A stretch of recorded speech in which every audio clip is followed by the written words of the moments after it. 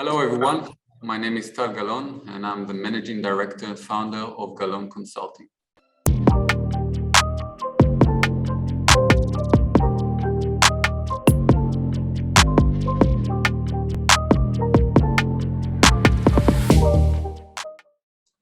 As a leading boutique consultancy operating in Israel and Asia, Galon Consulting has facilitated cross-border collaboration in technology between the two regions since 2004. Thank you for tuning in to 15 Minutes APAC, a series of interviews where we distill the most valuable, time-tested advice from top-notch CEOs about finding and working with strategic partners, entering Asian markets, and raising funding from local investors. Our guest today is NISSAN BARKAT. I happened to meet Nissan the other day when he was speaking about his long-term experience managing Arad, an Israeli water meter company operating in China for many years. And I instantly felt it would be great value to our audience who operate in the Chinese market to listen to Nissan. So Nissan, I'm delighted to have you with us today. And let's get to know you better. Tell us a bit about yourself, what you do these days, and what experience do you have dealing with the Chinese market? Okay. I'm working for 30 years in the Arad group. Arad is specialized in water metering and water management systems. That's a business of this company. The company is traded in the Tel Aviv Stock Exchange and is 80% of the operation is international. It's about number 5 in the world in terms of size, and but it's mainly focused on technological solution. Since I was working there in many positions, mainly in the marketing position all over the world, the Israeli market. And then 2012, Arad opened, it's not exactly open because we already had an operation in China, but we restructured the operation in China to be what we call WOFE, wholly owned foreign enterprise. And then I went to China, and until 3 months ago, I was living in China in the city of Wuhan, and managing the Arad subsidiary. And you did that for 9 years, is that so? Almost 10 years, because almost 10 years. You know, I'm from 2012, but I'm following the Chinese operation more than 10 years. Yeah. Okay. Very interesting. I mean, what would you say to a young entrepreneur or to an existing mature company in terms of 3 major tips how to do business in the Chinese market? What would you advise a company working or targeting this market? Okay, the first thing that I need to say, and I was operating internationally. That means I know very well the international markets, although it's in our business, but it's I assume that in other business it's the same. China is very I wouldn't like say complicated, different. Yeah. So don't treat the Chinese market as you treat it. Many Israelis say yes, but in America it works very well. No. What works in America, in Germany, not necessarily will work in China. Right. So you have to be ready. When I'm saying ready, it's not only mentally ready, study the market. For example, I know very well all our competitors. I know them even personally. And I know very well the market, I know very well, and the market is, to say the market, China is so big, so you have to know the market upon sectors, upon regions, upon etc. Right. Number 2, and I'm only giving you the 3 tips, okay, because it's a long time. The most expensive things in China is not necessarily the money that you invest, it's a time that you invest. There is a thumb rule about Chinese, that about the Chinese operation. It takes about 5 years until you can see the fruits of your investment. I can say that it took us about 3 years to get the balance turning point. And then, but if you can overcome those 5 years, I don't say the sky is the limit, but you are in a very, let's say, stable and very promising market. Promising market. That's what I think. So we, the Israelis, are normally, we don't have time. We need the immediate results. We need it tomorrow. We need it. And the Chinese themselves, they tell you, we want to see that you are serious. We want to see that you have time and that you have patience. So every company that enters China must have a patience. And of course, it comes with money, with the investment. But so be ready. And I'm always telling companies, if you are not ready to, because you don't have enough resources, you don't have enough time, don't do it. It's better not doing things than doing it, and then doing something that is not serious in the China. Right. Number so three, you would recommend, I would say, have patience in mind when you enter this kind of market. Of course, of course.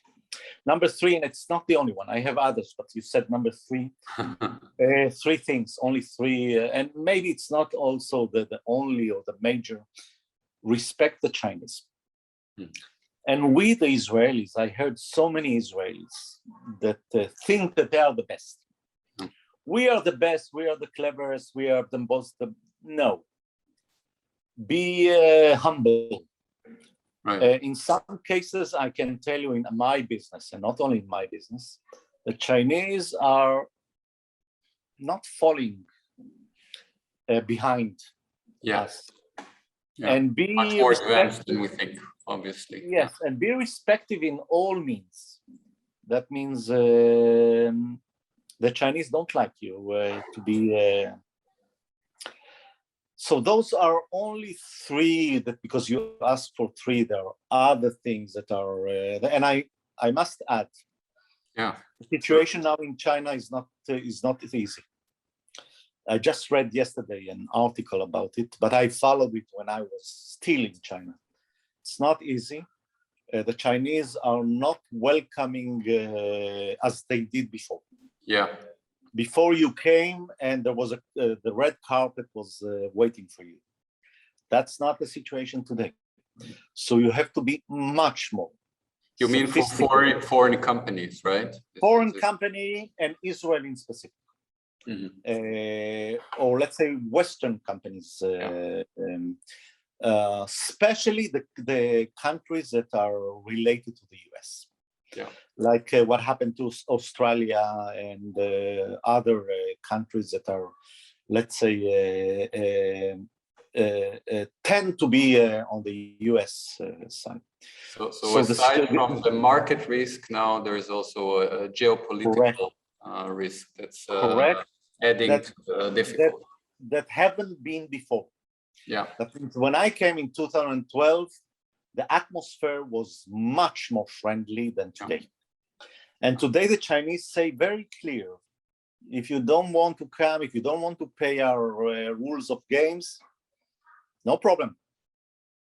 No problem. We can handle by ourselves. Okay, but that's another issue. That just make everything more complicated, let's say. Everything more complicated than before. So with this kind of circumstances, would you still recommend companies to consider the Chinese market? Yes, I think so. I think I'm saying it carefully, because I know the atmosphere now is not as favorable as it was, let's say, 2-3 years ago. I would say yes, but I give you one condition. That without this condition, it's don't go to China. And that's differentiation. Yeah. That means if you think that you can take the product that is going all over the world and but you cannot differentiate yourself, don't waste your time. The Chinese are can do, if you are not differentiated, yeah. the Chinese can do everything better than you, quicker than you, cheaper than you. Yeah. So for example, I'm giving you an example about my company. If we would have come with a regular product that we trade all over the world, it was a waste of time and I would have finished the 10 years. We had the chance to have a leading product worldwide. Yeah. That could position ourselves in a differentiate. Now, don't misunderstand me. The Chinese were running very fast and now they are competing us. Yes. But when I came to the market, I came with a product that will enable me to differentiate myself significantly from the others. Right. When we say differentiating is a price, it's a positioning, it's branding, it's everything goes together. Yeah. Yeah. And let's speak a bit about the challenges you experienced in China while you're there. Maybe one or two main challenges that you can share with the viewers, and also tell us how you faced those challenges. What did you do? Okay.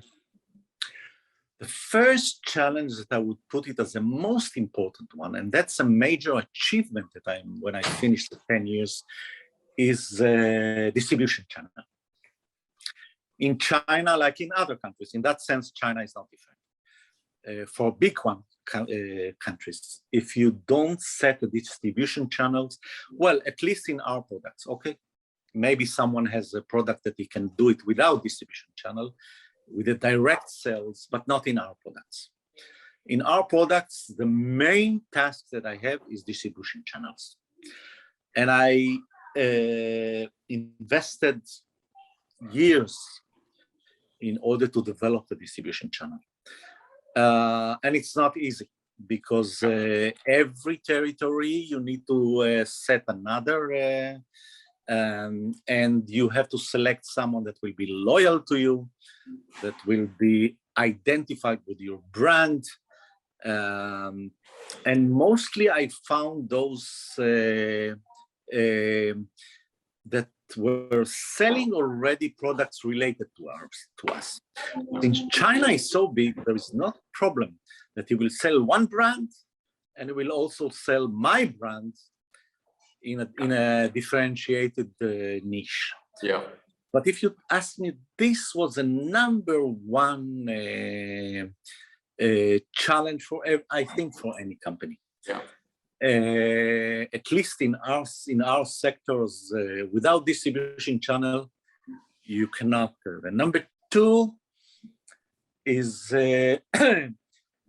personnel. That means employees and especially salespeople. I must say that I have a very, very good words to say about the Chinese as employees. And I was employing also other, the people that I met are very good, very loyal. But especially salespeople are, and I talked with many of my colleagues in China to find a good salespeople, not easy. Yeah. Not easy. So what I did, I prefer not necessarily the ones who speak English the best. No. My distributors, my salespeople don't need to speak English. No. Everything that I did was in Chinese. The only thing that was in English was a management issue. Actually, all my customers didn't speak English. The opposite. If I took someone speaks English, he was not a good salesperson. So how did you deal with that? Okay, so that's a major what I studied. I'm taking a young people and I'm growing them up. So that means it's longer. Yeah. It's longer. Long term. But then I can crystallize them. I can shape them. Right. To my culture, to my values. And if it's successful, not always successful. Some of them were not successful, some were. Then you get a good salesperson. So it takes about 2 to 3 years to have a good, effective salesperson. Right. So I took them right after the university, maybe one working place. Right. Right. And grew them up, and they became quite the good salespeople. Yeah. Very impressive. I'm sure we could speak for 2 more hours or 2 more weeks, Nissan, and we might do that by ourselves. But for now, I would thank you very much for being with us. Okay. And thank you to everyone at home for tuning in. We would appreciate your feedback on this. Was it helpful to you? What else would you like to know about Israel and APAC, technology collaboration, and who else should we interview? If you'd like to be updated when the next interview goes online, please comment below or contact us directly using that provided link. And we'll see you next time on 15 Minutes APAC. Thank you very much. Bye-bye. Bye-bye.